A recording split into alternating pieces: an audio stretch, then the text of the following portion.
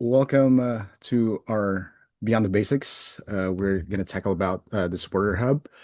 For those who doesn't know me yet, my name is Angelo. I am based in San Francisco, and I am currently a client support specialist. Also, I can see a lot of familiar names in here that I've worked with.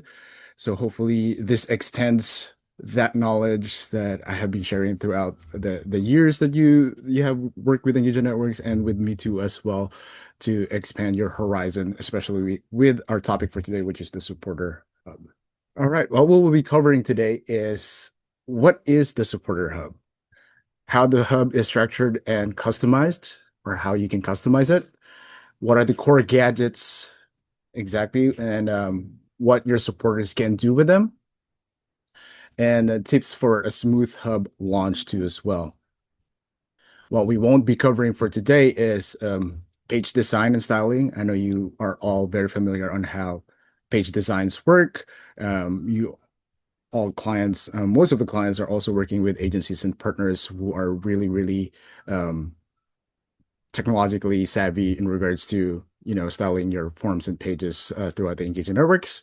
Okta single sign-on is a very it's a familiar topic. It's connected to the hub, but also it's another topic to discuss on its own as well. And also the Roy donation gadget. If you have questions regarding the Roy donations gadget, you can reach out to the Roy team, and they'll be able to assist you with there. But we're gonna touch base where those are connected to within the platform too as well. All right, so let's talk about a supporter hub. So a supporter hub is a portal where supporters can log in to view and manage their contact details, communication preferences, and engagement with your organization. It works much like logging into your social media account, giving supporters a familiar place to control their information, their subscriptions, and actions in one dashboard, rather than navigating to like multiple portals or different areas into the system, and also taking that weight off your organization's back of like having to manage all these things, where in fact there is a specific tool that your supporters can actually do some of these things.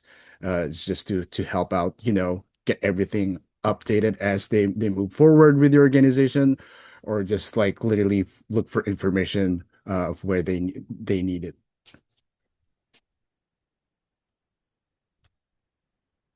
The login page, there's a few areas where it's a place where users configure an author. You can use it for an authorization email that they can log in through. There's also a way for you to send a link to the hub directly to your supporters, and also the one that we discussed earlier, which is the Okta single sign-on, which you can also implement within the hub too as well. The authorization link in the email supporter receives is only valid for 1 hour. So, which after if it expires, the supporter will need to request a new link. This is good for like security reasons. So, to avoid like any other like malicious practices regarding like logging into the hub where all their information resides, all their like donation transaction resides too as well. So that this is the reason why we have the login link expires within an hour. I also wanted to also talk about a little bit about the sender for the authentication email. Make sure that the sender for the email is the domain is authentically to avoid any spam risk or like bounces. I've seen this before happening to some users too as well, where they sent a link but they couldn't see like where the link is, and then later found out that it was residing in their spam folder, or it was bounced, or it went directly to their trash bins. So you want to make sure that the domain is authenticated for a smooth transition from one place to another.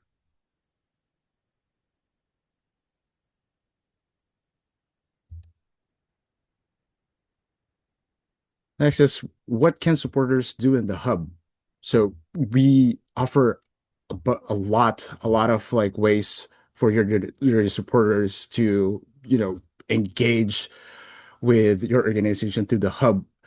There is a lot of gadgets that we offer. You can see where there is a managed personal information here where they can navigate through their personal information that they have you have stored in your account.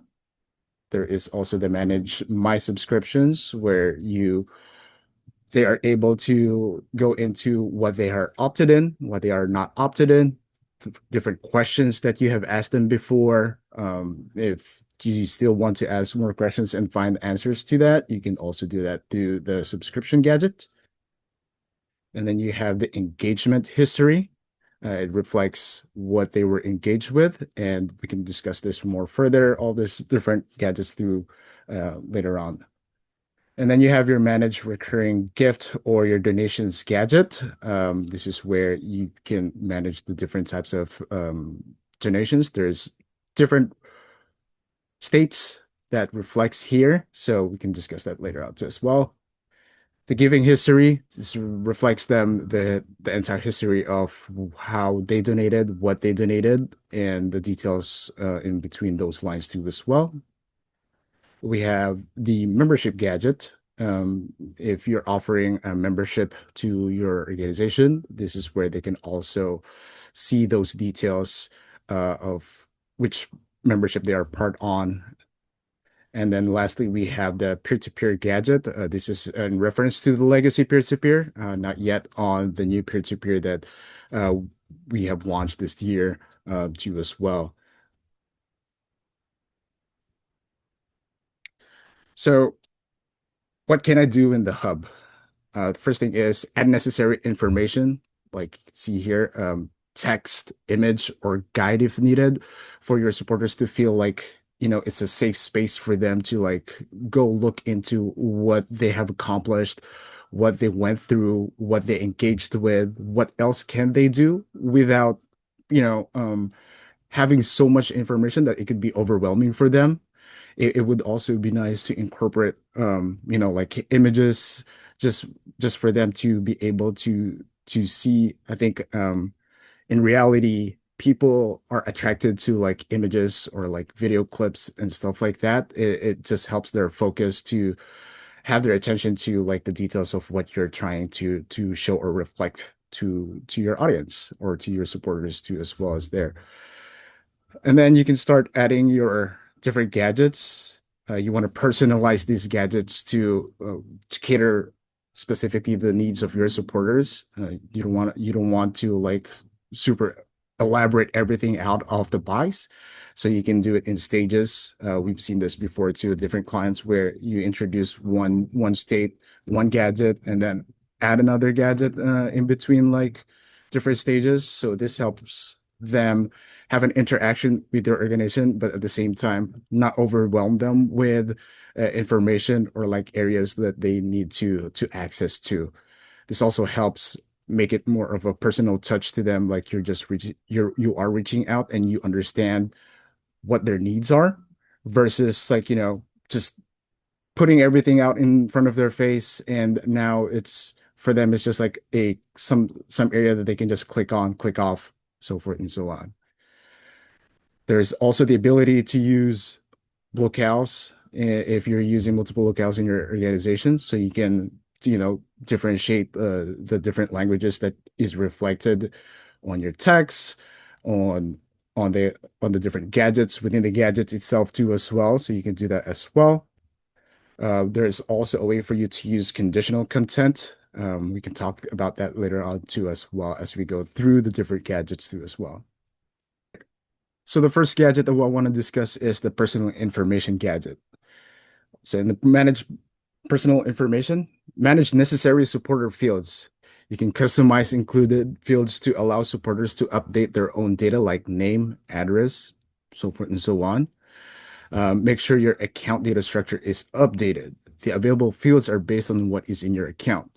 So basically, if you navigate through this gadget and you don't see the supporter field that you want to also include, you want to make sure that you go back to your account settings and your account data structure to make sure that is in place too as well. Now, what you can see in the personal information gadget is once a supporter logs in, they would see what fields are available, and what information that they have placed in there. From there, they are able to, you know, make necessary changes or updates. There's also a way for you from the back end to have these different fields to be editable or not editable. So let's say email address could be a thing where you don't want really your supporters to change so it doesn't, mess up your syncs and stuff like that. You can make that as an editable text. I think that is by default uneditable. But also like other areas like maybe phone number, for instance, stuff like that. You can also make it editable or uneditable, and pretty much it's up to your team to know what can be changed, what can't be changed, what needs to be reflected in this area, what shouldn't be reflected. For me personally, I would suggest not to overwhelm your supporters with what they can edit or what is reflected there. Make it as easy as, literally going through your social media account and just checking your personal information, such like that. Jumping into the subscription gadget. So in subscription gadget, it allows supporters to opt in and out of various opt-ins or answer different questions that you have in there. The subscription gadget helps reduce full unsubscribing. What this means is basically if, you know, it is it is better to have multiple opt-ins than a single opt-in, I would say. To explain that further is it's an area where literally you don't have to like, no, I don't want to be part of any of your like newsletter or something like that versus like, I don't want to be emailed, but I want to receive like updates through SMS, or, I want specific topics to only be sent to me and stuff like that. So this helps reduce that risk of your supporters unsubscribing to your organization entirely, and, being transparent to your supporters of what they are opted in or opted out gives them the flexibility of like, you understand them as a human being, not like forcing them to subscribe to like your newsletter and stuff like that, or your email list and stuff like that. But it gives them the flexibility of like selecting what they can be subscribed to versus what they are not opted into. And I think it helps that relationship that you have with them. And there's a lot of success into using this gadget, as far as we have seen it over the years. And the subscription gadget also helps you to for your team to have less burden to as well, and trying to reach out to your different supporters. It's like, are you sure you don't want to be opted in, or you don't want to subscribe and stuff like that? So this allows them to just become more fluid with your organization to respond to your different options and questions. Do I pause? Any questions so far with the subscription gadget? We have one, well, we've got two that are specific to subscription, both from Michelle. So thanks, Michelle, for submitting those. It says, for the subscription gadget that connects directly to our existing opt-ins. So I guess they're asking, does it connect to their existing opt-ins? Wida has a lot of opt-in questions and a subscription page, so this would replace that, but keeps all the same data and info and still syncs to Roy. So is it connecting directly to their existing opt-ins that they have? I can chime in if you would like, Angelo, on this Yeah, go one. for it, Sam. Um, yeah, so basically any questions that you have available in your engaging networks, or sorry, questions or opt-ins that you have available in your engaging networks account, they would be available to then add to that gadget. And then sort of like Angelo touched on, like you can sort of pick and choose what you include in that gadget. So you might have some that are more for internal purposes that you wouldn't obviously want to offer as part of that gadget, but yeah, you can sort of pick and choose which you would like to include. And then otherwise, they're going to work exactly like other types, or they're going to work the same way that they do in other parts of the platform. And so, if you have an opt-in on a data capture form or on a donation form, it's going to behave the same way. It's going to produce like what we call is like QCB transactional row. And so like you're asking a question about whether it'll sync to Roy. And just for other folks on the call, Roy is a data sync solution and a CRM solution. And basically, yeah, the answer is yes. Because it behaves exactly the same way across the board, it would sync to Roy as well. Perfect. Okay, thanks for that, Sam and Angelo there. One other thing, or an extension, I guess, off that question is, do we need new subscription fields in our data structure for this to work? The answer is no. So what is reflected in your account will already be there available for you to use, to add, or you can also update or change if necessary. And also, if a supporter logs into their hub, it will reflect what they are already opted in and versus what they are not opted in.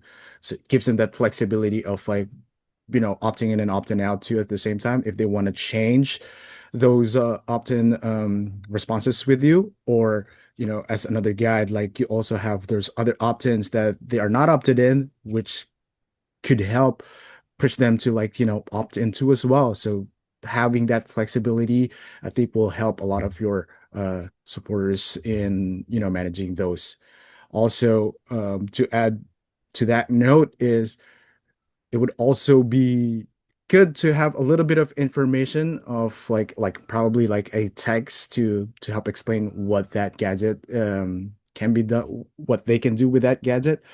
And also, like, I think a short message would help too as well, rather than just having like a list of opt-ins there, making like that feel of like a personal touch to them, not just basically like opt in and out and stuff like that. Yeah, and the only other just sort of minor thing to note is just the way that engaging networks is structured. Questions and opt-ins, as Angelo said, are not they're not actually part of your account data structure. So they're managed just like a little bit separately under the manage menu and then components and questions and opt-ins. And so they work very similarly to fields in some ways, but they're just in a different area. And so you might have reasons and data you want to change that are fields, and you would use the personal information gadget for that. But opt-ins and questions just work a little differently and live in your account in a different area. And lastly, so any changes or updates that they make would also reflect a QCB transaction in their record and also in your data. So you can see that trend too as well, where, where did they opt in, or where did they opt it out? When did they opt in and stuff like that. So all those gets recorded, and it also reflects on your supporters record too as well, and as well as in your data when you needed them. And I think it's more so maybe feedback, but basically someone saying they maybe might be more inclined to use the hub if their donors could log in without a link, or if they had more than 1 hour to access that link. So I just wanted to flag that there is another way that supporters can access the hub, and that's if you include a link to the hub in a broadcast email that you send. And so if you insert a link to the hub as campaign link and a supporter clicks that, it will log them directly into the hub as well. And so I just wanted to flag that that is potentially an alternative solution for your organization if you wanted to sort of experiment with that. All right, let's go to the giving history gadget. So the giving history gadget shows supporters their prior giving history to your organization. Basically, if they have one transaction or multiple transactions that with your organization, those will be listed down accordingly, and they can also reflect different information or like data that you can add into those of what was reflected. So you have the amounts, you also have the transaction dates and stuff like that. And for the other bullet that I reflected here, optionally displays other donation information like, the issued PDF copy of receipts or the in memoriam donation details. So if their transaction had a receipt issued to them, they can also re-access that receipt again within that gadget, rather than, regularly they lost the receipt and now they need it. And you don't want that burden to in your organization. It's like having multiple emails or conversations with your supporters asking like, oh, I need my receipt, I need a copy of my receipt from this type of transactions, so forth and so on. With this gadget, it helps um, ease that task for your team too as well. So they are able to access those in a PDF copied version too as well. So they can simply click on the transaction with the receipt, and they'll be able to download the PDF copy of that. Same thing with the in memoriam donation details. You have that flexibility of like showing to them their in memoriam gifts versus you can also hide those information if it's not necessary to with your organization or like with this gadget for your team too as well. So that giving history gadget will help also reflect. There's also a way for you to add a text or an information, giving them again that personal touch, that warm-hearted like information of like you appreciate what they have accomplished with your organization, what they gave with your organization, and this kind of keeps their engagement with you going and going, and probably to grow more, to give them like that special tap in the back and just say like, oh, we appreciate you for like all these transactions that you have made throughout like the year or so, and that would just help with your engagement with them. And then, yeah, I think we have a couple of questions that have rolled in about Sure. Gadget. Yeah, so I guess one thing to note, so PDF receipts are going to be available in this gadget, but the way Engaging Networks works is that this would only be receipts that were issued when the donation was made, and the only way to uh, or sorry, the only transactions that can be receipted when they're made are one-time transactions. And so we have a different tool that's called annual receipting that can be used to receipt annual receipts. And annual receipts are not something that's available either in this Right. gadget or any other gadget available in the hub. So I think that answers two of the questions that were asked about. So it is limited to just one-time donation, and that it does not include annual receipts. All right, so let's talk about the donations gadget. I know this is a big topic for some of our audience, and there's a lot of information that is also included in this gadget itself. So basically, the donations gadget have multiple donation states. So there is the only single gift state, has an active recurring gift state, has inactive recurring gift state, and there's also a offer to recurring upsell. So for the the no donation state, there's also the no donation state basically is if a supporter access your hub and let's say they just made like different engagement with your advocacy forums, but not with your donation pages, a state will reflect on the gadget as what you can see here, make a donation now. So there's no donation that occurred to them before. So you have that flexibility of adding a donation page for them to actually make a transaction within that gadget rather than navigating away from the hub or like accessing through like a different link or a different source too as well. So within the gadget, they are able to make a transaction. If a supporter makes a donation prior and it's only a single gift donations, it will also reflect that single donation. If the supporter has made a single gift, you can define how the donations gadget function in the hub in this state. So basically, it would just reflect the single donation transactions that they have. And then for the next one has an active recurring gift state. So if they have an active recurring, they're able to see what that recurring transaction is, what are the details. They can also make changes or updates to, like if they have a new credit card that they want to use to change it, that you are able to give that information to them for them to update.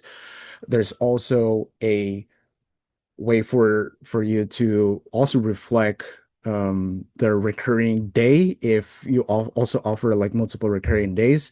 But if you're an organization that sticks to like one or two recurring day, like let's say the first or the 15th, you can manage that in the back end and make that uneditable. So it would still reflect the recurring day or the recurring frequency without them able to change or update those.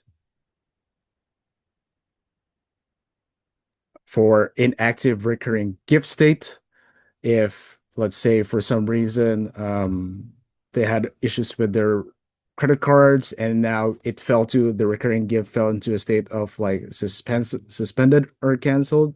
For the suspended one, they are able to see that status that they are suspended to, and they can still remanage it to reactivate the recurring transaction. But if it's a canceled, they are able to see it, but they are not able to manage it. And lastly, for the offer recurring upsell, you are also able to offer an upsell to where, similar to how the upsell Lightbox works, is that if the system detects that they have a recurring gift, you have the ability to also offer an upsell to them, like let's say like 50% on top of what they are giving right now. You can also give those different type of like upsell strings to them as a way for them to upsell their transactions. I see we have a few questions. There's one I think we can address right now. So there's one related to if someone hasn't made a donation before and they donate through the hub, what are the source code requirements? And so you basically have to configure those donation states like they're sort of managed and handled differently. And so for the state where a supporter doesn't have an existing recurring donation, you basically associate an Engaging Networks donation page with the hub gadget, and that's where they would be making their donation through. And so you could choose to include like an appeal code field on that and then set a particular default value or handle it in whatever way your organization does. And lastly, this is also a gadget where you can also use the Roy gadget itself too as well. So if you have further questions or clarifications that you want to, you can reach out to the Roy Solutions team, or you can reach out to the support team to give you guidance on how to reach out to the Roy team too as well from here.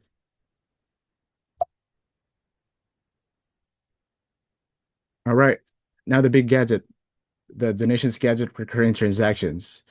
So in the recurring transactions, this helps enhance experience for your recurring donors, which you can tailor within the gadget. So as mentioned earlier, this is where you are able to highlight the recurring transactions that they have made. You can highlight different transaction fields that they are able to manage on their own, like credit card fields. You can also include the supporter's address for like their billing purposes and stuff like that.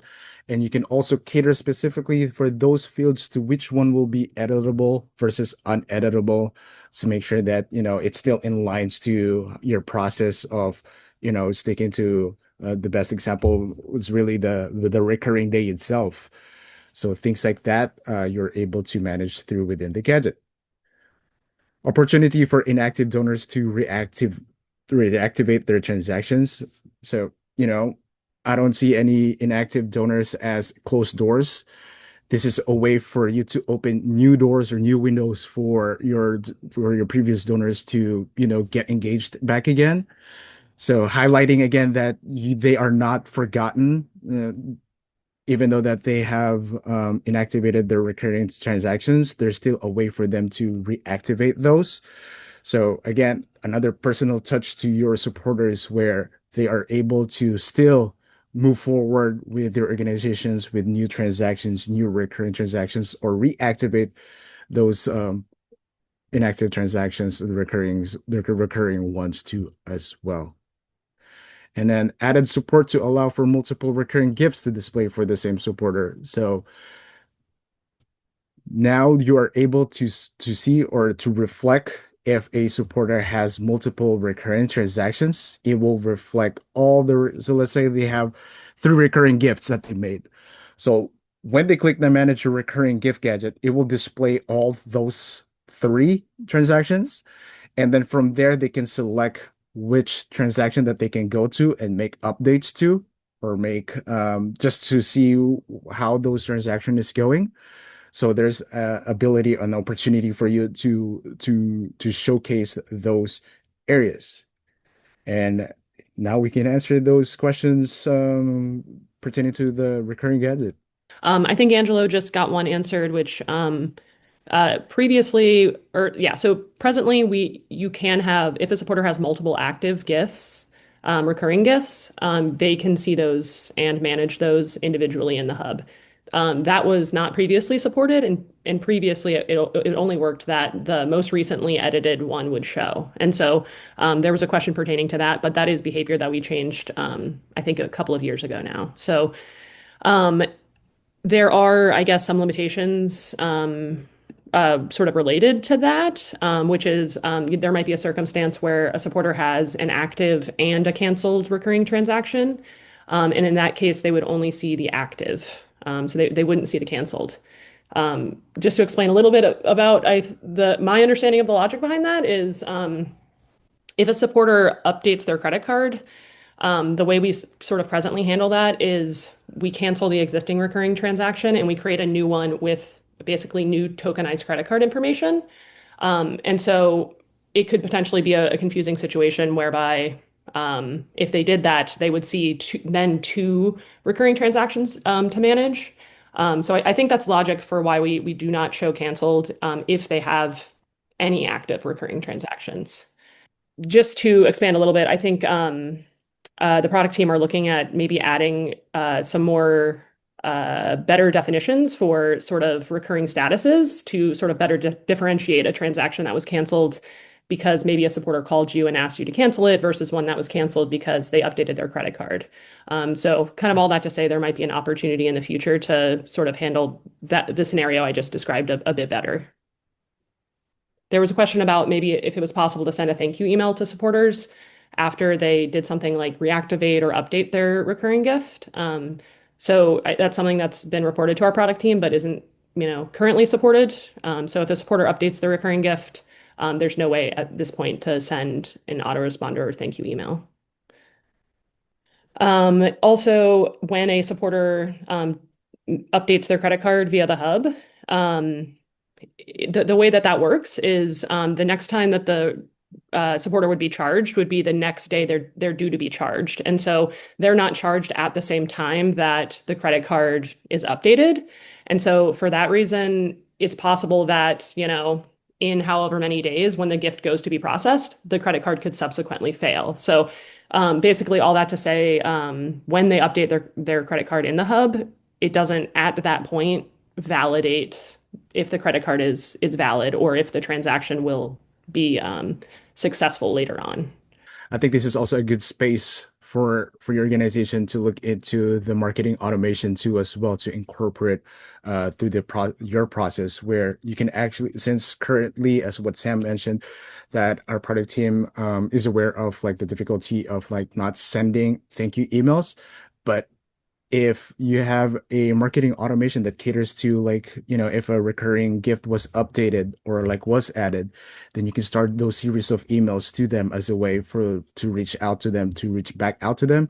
Similarly to the other topic that Sam mentioned, where you have an updated credit card and it doesn't reflect right away if it's like a successful one or a failed one.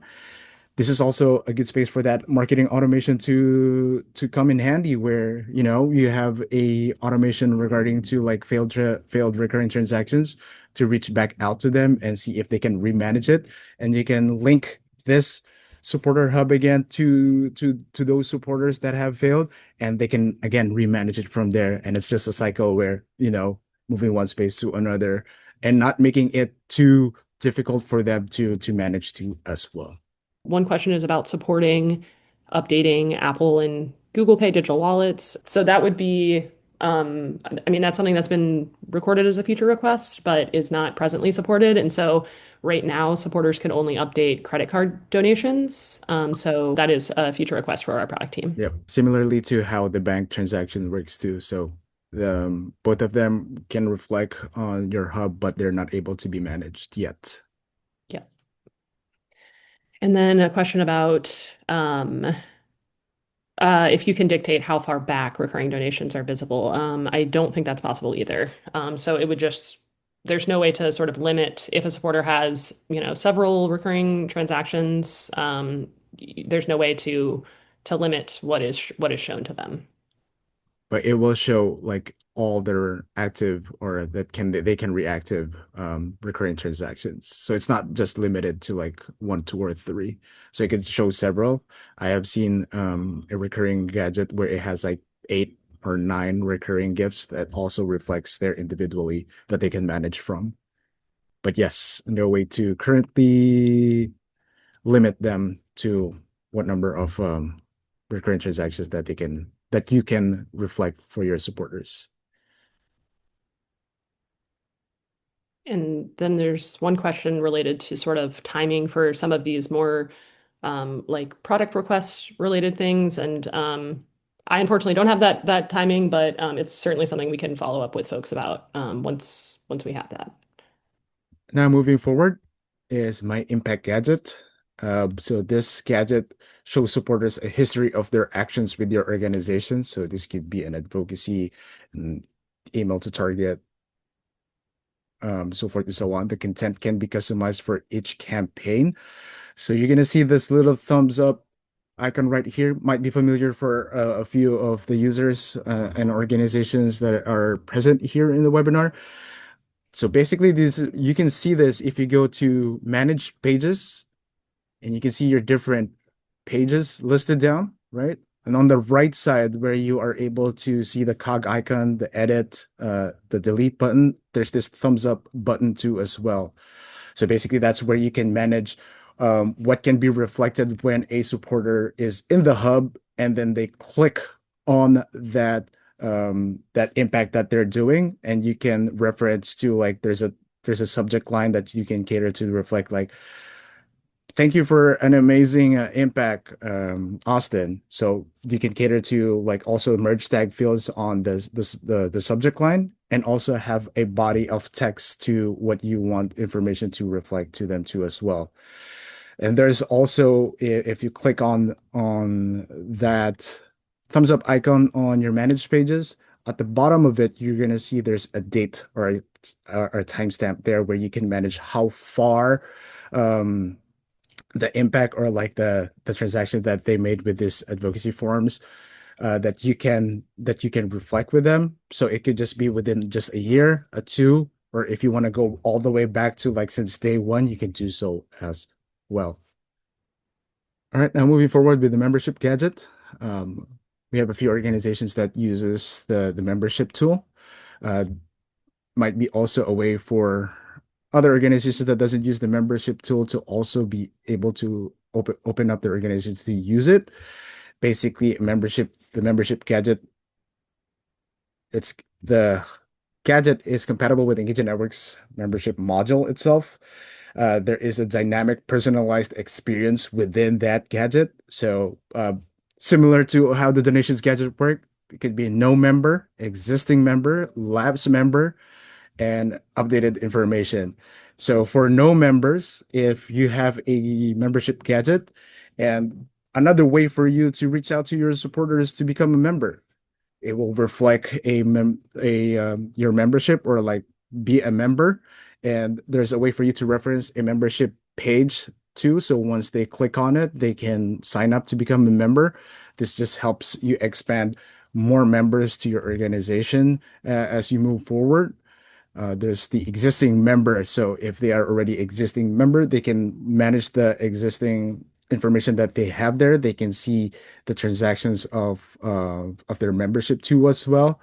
And the lapsed member, similar to how we did it in the donations gadget, there is still possible ways of them to utilize to get reactivated as an existing member again, and not forgetting them at all. And it could be like they last for like a month or like a year, but with the help of the membership gadget, it can help reactivate them back again to become members against your membership. Quick question on that, Angela, is just do you need to have the actual Engaging Networks membership module in order to use this gadget? Or is it just that it's Yes. compatible? Okay.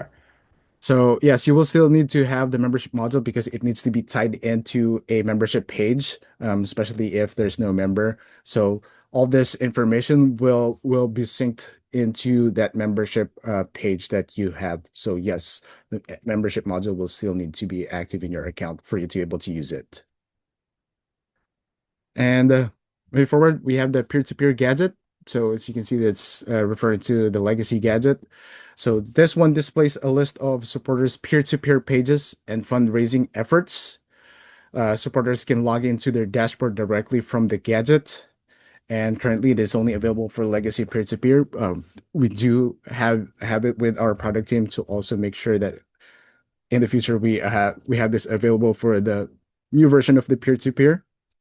So basically, what the gadget reflects to is when a supporter clicks on the peer-to-peer gadget, they can see a list of different peer-to-peer pages and fundraising pages that they are associated with. And there's an automatic link that a button that they can click on, and it would redirect them right away to the dashboard for them to manage those peer-to-peer fundraising efforts from there too as well. So the gadget also reflects the different transactions that they made, when they made it, how much they made or gave, and yeah, so it's something. It's a good way to also have your supporters to have a backtrack of like information of what they have accomplished with your peer-to-peer um, module too as well. There was another question in the chat about if we could just revisit the options for supporters logging into the hub. So Angelo went over a couple of options. So there's the option where a supporter can navigate to basically what looks sort of like a login screen. They would enter their email address. They would be sent an authorization email, which has a link in it. There's also the option where in a broadcast email, you can, in the same way that you would insert a link to a donation page you're trying to drive your supporters to, you would insert a link instead to the hub. And so it basically just needs to be a campaign link. So a campaign link just it's different than an external link. So it's basically like the type of link that you use when you're linking to an Engaging Networks page rather than maybe something like your home page, which would be an external link. If you drive supporters to the hub in that method, it will also automatically log them in. And then we had another question in the chat asking if that same process was supported with an SMS broadcast. And I did not know the answer to that question, but our support team very quickly tested it and confirmed that that's also possible. So if you do basically the same thing, but rather than with an email, with an SMS message or a broadcast message, then supporters will be logged directly in. Yeah, so we just to add to what Sam mentioned. So if you're familiar with the e-card confirmation page, so it works similarly where it it skips that confirmation email for you and gives you direct access to the actual hub too as well. So it's a shorter version of it. Also want to acknowledge the question in the Q&A related to accessibility. And so I think that's something that we can sort of take back and test and report and see if we can better handle some of the accessibility aspects of the hub. All right. What else can you do in the hub? Versus can configure a logout page. So basically in the hub, when you go to a certain gadget, and let's say make a transaction or donation, and then that donation takes place to the donation page itself. And now your supporter can just simply close out from there. Or if they go back to the supporter hub and they click out a logout link, so it redirects them to a logout page. I think there's an opportunity there to just be there's a more personal touch that you can give to your supporters in regards to that, thanking them to whatever they're doing with your organization, reflect them back to what they have accomplished. Also a way for you to also expand them to their engagement with your page. So you can also insert campaign links there. You can also customize probably a metrics of like, let's say a progress bar to like the different transactions in total. So those are like customizable stuff. There's also a way for you as like a generic thank you page too as well. If you want to also be want to include your social media accounts that they can social share with and stuff like that. So there is a way for you to do that in the log out page. For conditional content, so yes, it is supported, but for some gadgets only. In total, in the hub itself, in the whole supporter hub experience, the conditional content works for text blocks, image blocks, and if you go to the membership gadget, there's also a way for you to have conditional content for different profiles in regards to, like, let's say for a membership higher than $1,000, can only reflect this type of data or like information. If it's like lower than $1,000, reflect different information data. So you can play around with it and to see what best fits to what your audience wants to see and what needs to be reflected. So there is availability on that area too as well. And then lastly, can localize content. Um, we are in a world of multilingual people. There's also availability if your organization is using different localizations or different languages. So there is a way for you to change those texts, those different information that is reflected based on the localization that they are in or what their browser is using. So you are able to use or utilize localizations from the front text block that you have right from out of the bat, or like your login link itself. You can change the localization there within the gadget itself can be changed to different locales too as well. So it could be as dynamic as you want it to be using different languages in your organization. I think this is my last topic. So many gadgets. We have a lot. And I think it could be overwhelming for not only for your organization, for the users, the backend users. It could be a lot of like areas to tackle, to look into, to use, to manage and stuff like that. So as a tip from our end, start small and add them as you go. Cater to what specifics your supporters need. You don't have to like showcase everything all at once. You can start with simple as like the subscription and the donation gadget as a key starter. It's a way for you to like introduce them to something new, something, that they can actually do on their own. And then again, going back to what I mentioned earlier, is you can stage these to different stages where, in like 1 quarter you have like the personal information subscription page and donation gadget, and then move forward again in like a few months, add more as you go, or reflect to what your supporters reach out to you of what else can they do. So there's flexibility on that. Check and update when necessary, and based on supporters feedback, again, you can remanage this as it's still active or it's live on your account. So, there's no hard stop once you launch it. So you can always make updates, changes, and things like that. Consider using the hub in your email footer. So this is actually a good way to introduce new contents and also remanage supporters' information, not just by going directly to a subscription page. So rather than just going to a subscription page where they can manage like opt in, opt out, and then they're done. What you can do is introduce the hub as a way for them to organize what they have within your organization.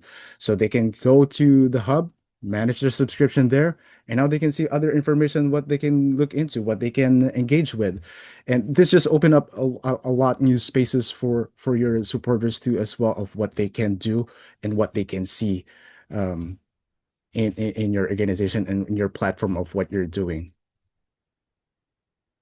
And that's it. That's the hub. I know there's a lot more to discuss, a lot more information that we can share. Again, please do not hesitate to reach out to us with your questions or ongoing issues that you are having. We're here to help you all. You have the support email address and the support hotline too as well that you can reach out to. You are more than welcome to ask those questions and share your insights too as well for like any feature request that you see is needed. and we're always here to help.